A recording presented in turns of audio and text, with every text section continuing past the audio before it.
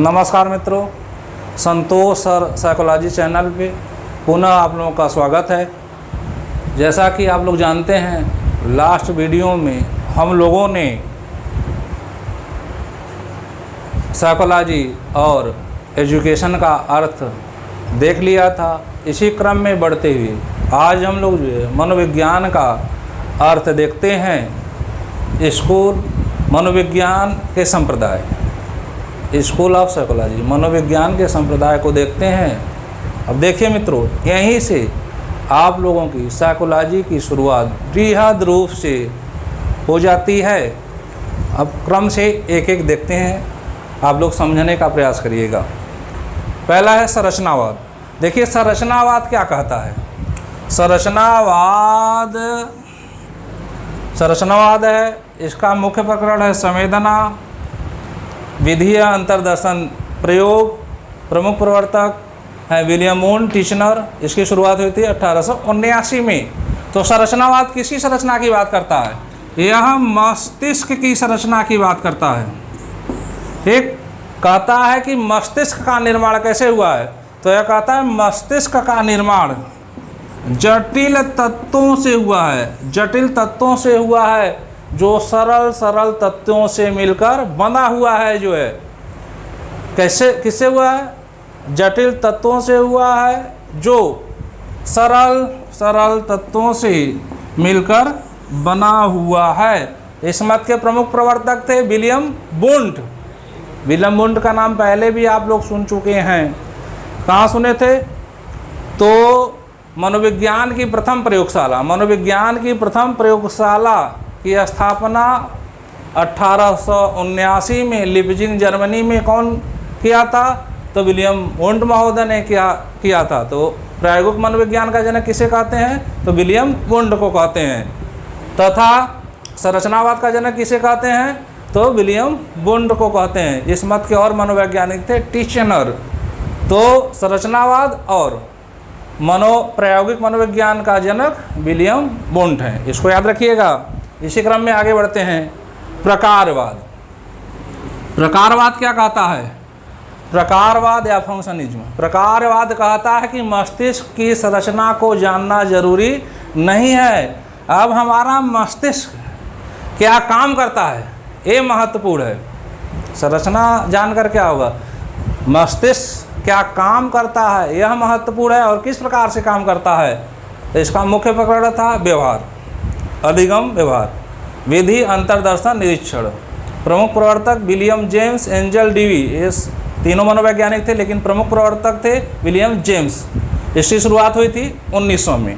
अब William James का नाम आप पहले भी सुने होंगे, जिसने मनोविज्ञान को दर्शन से अलग किया था। तो आधुनिक मनोविज्ञान का पिता किसे कहते हैं? तो आधुनिक मनोविज्ञान का पिता विलियम जेम्स को कहते हैं। तथा प्रकारवाद का जनक कौन है? तो प्रकारवाद का जनक भी विलियम जेम्स है। आगे बढ़ते हैं व्यवहारवाद। अब व्यवहार क्या है? व्यवहार वस्तुनिष्ठता का प्रश्न है। इसका मुख्य प्रकरण क्या था? व्यवहार पशु व्यवहार। विधि क्या थी? निरीक्षण प्रयोग। इस मत के प्रमुख जो शुरुआत किया था वाटसन थे और पावलोव इत्यादि भी थे। 1912 में शुरुआत हुई थी। व्यवहार क्या होता है? व्यवहार, अब व्यवहार क्या होता है? देखिए, व्यवहार वस्तुनिष्ठता का प्रश्न है। व्यवहार क्या है? वस्तुनिष्ठता का प्रश्न है, जिसे देखा और सुना जा सके। ठीक, जैसे छोटू और छोटी हैं। छोटू ने छोटी से कुछ मांगा, एक कटोरी दाल दे दो। छोटू ने जो है छोटी से मांगा कि एक कटोरी दाल दे दो, छोटी ने दे दिया। अब जो छोटी को भी ज़रूरत पड़ गई छोटे से कि ज़रा जो है आधा लीटर दूध दे दो, तुम्हारे घर में है। तो छोटी ने क्या किया? छोटू ने छोटी को दे दिया। तो यहाँ क्या हुआ? यहाँ व्यवहार हुआ। क्रिया के बाद प्रतिक्रिया हो, इसी को हम क्या कहते हैं? व्यवहार। अगर जो है मान लीजिए किसी ने दिया किसी ने नहीं दिया, तो यहाँ व्यवहार हुआ, यहाँ व्यवहार नहीं हुआ। यहाँ क्रिया के बाद प्रतिक्रिया नहीं हुई। तो यह क्या है? यह वस्तुनिष्ठता का प्रश्न है। चाहे आप उचित व्यवहार करेंगे जो है, चाहे अनुचित व्यवहार करेंगे, दोनों दिखाई दे रहा है। तो इसी को कहते हैं व्यवहारवाद।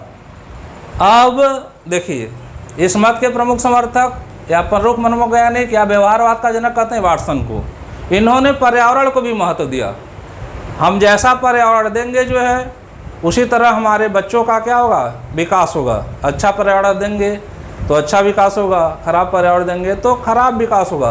तो इसी पर्यावरण को महत्व देते हुए इन्होंने कहा कि मुझे एक बालक दे दो, उसको आप जो चाहोगे मैं बना दूंगा। डॉक्टर, इंजीनियर, चोर, डकैत, आप जो चाहेंगे मैं बना दूंगा। तो इसको भी याद रखिएगा मित्रों। व्यवहार मनोविज्ञान का जनक कौन है? कोलंबिया विश्वविद्यालय के प्रोफेसर थे। इन्होंने क्या कहा था? मुझे एक बालक दे दो, उसको आप जो चाहोगे मैं उसको बना दूंगा। और व्यवहारवाद की शुरुआत कब हुई थी? 1912 में। देखिए, व्यवहारवादियों ने पहले किस पे जो है प्रयोग किया? पहले व्यवहारवादियों ने पशुओं पर प्रयोग किया, फिर पशुओं से इन्होंने कहाँ प्रयोग किया? फिर मनुष्यों पर प्रयोग किया। तो व्यवहारवाद का जनक जे.बी. वाटसन। इसी क्रम में आगे बढ़ते हैं समग्रवाद। और समग्रवाद क्या है मित्रों? तो समग्रवाद, इसकी उत्पत्ति जर्मन शब्द गेस्टाल्ट से हुई है, जिसका अर्थ होता है पूर्ण आकार। जिसका अर्थ क्या होता है? पूर्ण आकार, समस्त आकार, पूर्ण आकार की बात करता है जो है। इसका मुख्य प्रकरण प्रत्यक्षीकरण, स्मरण, अंतर्दृष्टि, विधि, अंतर्दर्शन, निरीक्षण, प्रयोग। देखिए, इस मत के प्रमुख मनोवैज्ञानिक, देखिए महत्वपूर्ण है, ये बहुत महत्वपूर्ण है। हर साल यहाँ से आपके सी-टेट, टेट, सुपर टेट में प्रश्न पूछे जाते हैं। तो इस मत का जो प्रमुख प्रवर्तक था मैक्स वर्थिमर, वर्थिमर भी कहते हैं, और वोल्फगैंग कोहलर, कोफका, कोट, लेविन, 4 मनोवैज्ञानिक थे। वर्थिमर, कोहलर, कोफका, कोट, लेविन। इसकी शुरुआत कब हुई मित्रों? इसकी शुरुआत हुई 1912 में।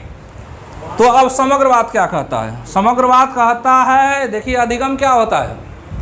अधिगम आप लोग जानते हैं, अधिगम लर्निंग या सीखना। अधिगम अनुभवों से लाभ उठाने की क्षमता को अधिगम कहते हैं, या अनुभव द्वारा व्यवहार परिवर्तन को ही हम क्या कहते हैं? अधिगम कहते हैं। या परिपक्वता की ओर बढ़ते हुए अपने अनुभवों से लाभ उठाने की क्षमता को अधिगम कहते हैं। तो यह समग्रवाद कहता है सीखना, जो हम सीखता है या कोई समस्या आती है उसका समाधान करता है, कोई अनुभव का परिणाम नहीं है जो है। समग्रवाद कहता है कोई अनुभव का परिणाम नहीं है। अगर हमारे सामने कोई समस्या उत्पन्न होती है तो हम क्या करते हैं? संपूर्ण परिस्थिति को देखते हैं और हमारी बुद्धि क्या करती है? अचानक काम करती है, अचानक अंतर्दृष्टि आती है, अचानक सूझ आती है और हम उस समस्या का समाधान कर लेते हैं। जैसे इन्होंने जो है, कोहलर थे, इस मत के मनोवैज्ञानिक कोहलर थे, इन्होंने एक प्रयोग किया था, इसको कहते हैं अंतर्दृष्टि का सिद्धांत या सूझ का सिद्धांत या इनसाइड थ्योरी। इन्होंने जो है चिंपैंजी या बनमानुस नामक जो है जानवर पे, चिंपैंजी या बनमानुस, जिसका नाम था सुल्तान नामक जो है जानवर पर प्रयोग किया था। इसमें क्या प्रयोग किया था? इन्होंने जो है पहले उसको एक कमरे में बंद कर दिया और वह भूखा था, और यहाँ पे क्या कर दिया? केला लटका दिया, एक टेबल यहाँ पे रख दिया। तो वह भूखा था, काफ़ी उछल कूद किया लेकिन केला को प्राप्त नहीं कर पाया। फिर उसने क्या किया? कोई अनुभव तो था नहीं, पहली बार बंद था, तो उसने क्या किया? संपूर्ण परिस्थिति का अध्ययन किया। इस संपूर्ण पूरे कमरे को देखा और उसके अंदर अचानक सूझ आई, कोई अनुभव का परिणाम नहीं था, अचानक सूझ आई, और उसने क्या किया? टेबल को रखा और केलों को प्राप्त किया। फिर दूसरा प्रयोग किया, इसने केले की ऊंचाई बढ़ा दी और 2 टेबल रख दिया। फिर इसने संपूर्ण परिस्थिति को देखा और टेबल के ऊपर टेबल रख के केला को प्राप्त कर लिया। इसी तरह फिर चिंपैंजी को, सुल्तान नामक चिंपैंजी को कोहलर ने कहाँ बंद कर दिया? पिंजड़े में बंद कर दिया। इस पर भी इन्होंने 2 प्रयोग किया, पिंजड़े में बंद कर दिया और यहाँ एक छड़ी रख दी और यहाँ केला रख दिया, यहाँ केला रख दिया। अब जो है उसने, सुल्तान नामक चिंपैंजी ने काफ़ी हाथ पैर निकाला और केला प्राप्त करने का प्रयास किया, लेकिन जो है उसको नहीं मिला, भूखा था। फिर उसने संपूर्ण परिस्थिति का अध्ययन किया। अचानक उसकी दृष्टि अचानक सूझ आई और उसने छड़ी उठाया और केले को अपनी तरफ खींच लिया जो है। फिर दूसरा प्रयोग किया, दो बराबर छड़ी रखा जो आपस में जुड़ सकती थी और केले की दूरी थोड़ी सी बढ़ा दी। फिर एक छड़ी से इसने काफ़ी प्रयास किया जो है, लेकिन उसको जो है केला नहीं मिला। फिर उसने संपूर्ण परिस्थिति का अध्ययन किया और उसकी बुद्धि अचानक काम की, अचानक अंतर्दृष्टि आई, अचानक सूझ आई और उसने क्या किया, दोनों छड़ी को आपस में जोड़ लिया जो जुड़ सकती थी और जो है केला अपनी तरफ खींच लिया। तो इसी को मित्रों कहते हैं समग्रवाद। तो याद रखिएगा, समग्रवाद के प्रमुख मनोवैज्ञानिक थे मैक्स वर्दिमर, वोल्फगैंग कोहलर, कोफका और कोर्ट लेविन। बहुत महत्वपूर्ण है, यहाँ से हर साल प्रश्न आते हैं। फिर आगे बढ़ते हैं मित्रों, मनोविश्लेषणवाद। मनोविश्लेषणवाद के जनक है सिगमंड फ्रायड और दो और मनोवैज्ञानिक थे। मनोवैज्ञानिक तो बहुत हैं जो महत्वपूर्ण हैं, एडलर और युंग। देखिए, मनोविश्लेषणवाद के जो मनोवैज्ञानिक थे उनका मुख्य प्रकरण क्या था, अचेतनावस्था, और विधि थी परीक्षा निरीक्षण, और इसकी शुरुआत हुई थी 1900 में। देखिए, सिगमंड फ्रायड ने मन के कितने प्रकार बताए हैं, तो 3 प्रकार बताए हैं, चेतन, अचेतन और अर्धचेतन। और जो है युंग ने मन के कितने प्रकार बताए हैं, तो 2, व्यक्तिगत अचेतन एवं सामूहिक अचेतन। ये याद रखिएगा, आगे प्रेरणा में भी ये सब प्रेरणा एवं व्यक्तित्व मैं टॉपिक जब पढ़ाऊंगा तो वहाँ ये चीज़ें आएंगी। तो अभी हम चर्चा करते हैं, इनका मुख्य प्रकरण था अचेतनावस्था।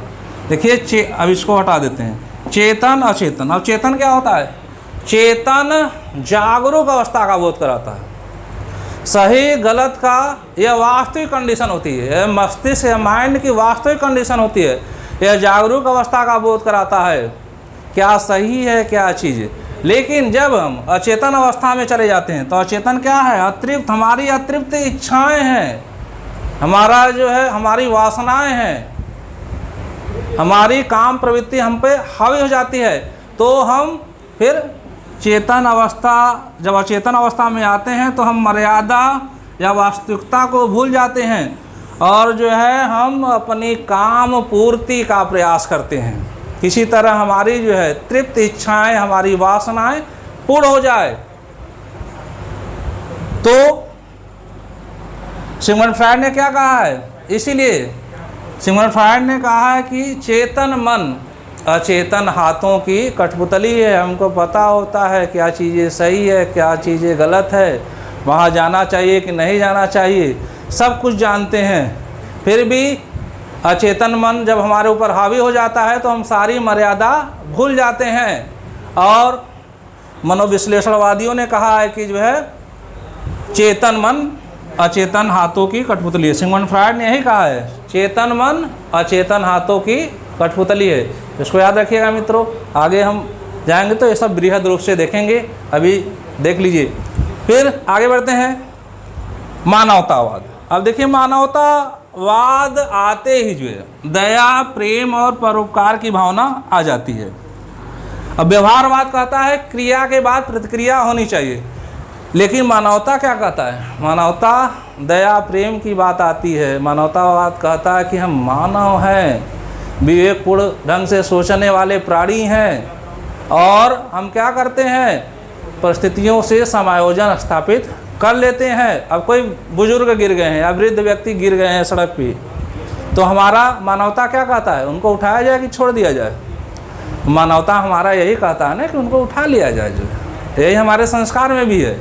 लेकिन अगर हम व्यवहार की बात करते हैं, व्यवहार तो क्रिया प्रतिक्रिया की बात करता है, व्यवहार यांत्रिकता की बात करता है कि क्रिया के बाद प्रतिक्रिया हो, उसी को हम व्यवहार कहते हैं। लेकिन यह मानवता यांत्रिकता की बात नहीं कहता है, कहता नहीं उठाना चाहिए, जब वो हमको कुछ देंगे तभी क्या, नहीं ऐसा कुछ नहीं होना चाहिए, जो है इंसानियत की बात करता है।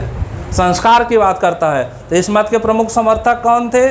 इस मत के प्रमुख समर्थक रोजर्स, मैस्लो और आलपोर्ट थे। ये सब आगे मनोवैज्ञानिक आएंगे जो है। अब आगे बढ़ते हैं मित्रों, संज्ञानवाद। देखिए संज्ञानवाद, संज्ञानवाद बहुत महत्वपूर्ण टॉपिक है। संज्ञानवाद का जनक कौन है? जीन पियाजे। बहुत से मनोवैज्ञानिक इससे संबंधित हैं, जैसे ब्रूनर हैं, टालमैन हैं। तो अब संज्ञानवाद क्या होता है? देखिए आप लोग जो है जब बीएड बीटीसी कर रहे होंगे तो मानसिक विकास पढ़े होंगे और बौद्धिक विकास। मानसिक विकास क्या होता है? मानसिक विकास जब हमको जो है तर्क करने की क्षमता आ जाती है हमारे अंदर, सही समय पर सही निर्णय लेने की क्षमता आ जाती है, मस्तिष्क से हम परिपक्व हो जाते हैं, इसको हम क्या कहते हैं? मानसिक विकास। अब बौद्धिक विकास क्या होता है? बौद्धिक विकास होता है जब हमको ज्ञान हो जाए। जैसे महात्मा बुद्ध का नाम सुने होंगे आप लोग। बचपन का क्या नाम था उनका? बचपन का नाम सिद्धार्थ था। तो उनको जो है जब उन्होंने गृह त्याग किया था तो तपस्या के लिए बोध गया गए थे, निरंजना नदी के तट पे। तो वहाँ तपस्या कर रहे थे तो उनको ज्ञान हो गया जो है। उनको क्या हुआ? ज्ञान हुआ जो है। जब ज्ञान हो गया तो अब बुद्ध कहलाए। तो जब हमको जो हमको सोचने समझने की क्षमता आ जाए और हमको ज्ञान हो जाए तो इसी को हम क्या कहते हैं? संज्ञानवाद। तो संज्ञानवाद के प्रमुख मनोवैज्ञानिक, प्रमुख प्रतिपादक जीन पियाजे हैं। तो इन्होंने जो है बालक के मानसिक विकास की 4 अवस्था बताई। देखिए बहुत महत्वपूर्ण है। 4 अवस्थाओं से हर बार जो है सी-टेट, टेट या उत्तर प्रदेश सरकार शिक्षक भर्ती परीक्षा निकालती है, सुपर टेट, वहाँ से 2-3 प्रश्न आते ही हैं। तो अभी देख लेते हैं, फिर आगे जब अधिगम में हम जाएंगे तो वहाँ विस्तार से देखेंगे। तो मानसिक विकास की 4 अवस्था इन्होंने बताई। पहला क्या है? पहला है संवेदी या संवेगी भी कहते हैं, संवेदी गामक अवस्था, सेंसरी मोटर स्टेज 0 से 2 वर्ष। दूसरा क्या है? पूर्व संक्रियात्मक अवस्था, संक्रियात्मक अवस्था 2 से 7 वर्ष, प्री ऑपरेशनल स्टेज। तीसरा क्या है? मूर्त संक्रियात्मक अवस्था, कंक्रीट ऑपरेशनल स्टेज 7 से 11 वर्ष।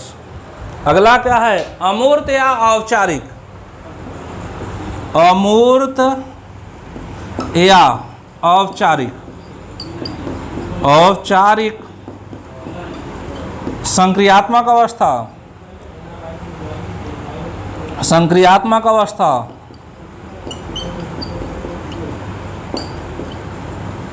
इसकी उम्र क्या है मित्रों? तो याद रखिएगा 11 से 15। तो यहाँ से जो है प्रश्न पूछ देते हैं, कभी कभी सीधे सीधे प्रश्न पूछ देता है कि मूर्त संक्रियात्मक अवस्था की उम्र बताइए, या कभी कभी क्रम से पूछ देता है, क्रम से आप लगाइए। फिर कभी कभी इसके अंदर बहुत से चीज़ें हैं, आगे मैं बताऊंगा अधिगम में। तो इसको अभी चारों आप लोग जो है लिख लीजिएगा, याद भी कर लीजिएगा। फिर ब्रूनर ने जो है कितने जो है मानसिक बालकों के विकास की कितनी अवस्थाएं बताई? तो ब्रूनर ने 3 बताई थी। इसको भी अभी देख लेते हैं, फिर आगे बताया जाए आपको कौन कौन थी। तो पहली क्रियात्मक अवस्था, दूसरी प्रतिबिंबात्मक अवस्था और तीसरा संकेतात्मक अवस्था। ठीक, जो प्रतिबिंबात्मक अवस्था है ये जीन पियाजे की पूर्व संक्रियात्मक अवस्था से मेल खाती है। तो इसको याद रखिएगा आप लोग। अब आगे बढ़ते हैं प्रयोजनवाद या प्रेरकीवाद। देखिए प्रेरकीवाद या प्रयोजनवाद, इसकी शुरुआत इंग्लैंड में हुई थी और किसने शुरू किया था? मैकडूगल महोदय ने। देखिए जो है हम कोई भी काम बिना प्रयोजन, बिना उद्देश्य का नहीं करते हैं। ठीक, अब देखिए एक आप लोग दर्शन में भी पढ़े होंगे प्रयोजनवाद, तो प्रयोजनवाद से यह भिन्न है। यह इस प्रयोजनवाद के प्रमुख प्रतिपादक कौन थे? मैकडूगल। तो हम बिना प्रयोजन का कोई काम नहीं करते हैं। जैसे आप BEd BTC कर रहे हैं तो एक प्रयोजन लेके चल रहे हैं कि हम शिक्षक बन जाएंगे। अब शिक्षक बनने के लिए हमको क्या चाहिए? तो प्रेरणा चाहिए जो है, और उसी हम कहीं ना कहीं से हमको प्रेरणा मिलता है, या अपने स्वयं से मिले या किसी दूसरे से प्रेरणा मिले। उस प्रेरणा से ग्रसित होकर हम क्या करते हैं? उस प्रेरणा से हम प्रेरित होकर क्या करते हैं? अपने लक्ष्य को प्राप्त करने का प्रयास करते हैं। तो प्रेरकीय शब्द की उत्पत्ति, प्रेरकीय शब्द की उत्पत्ति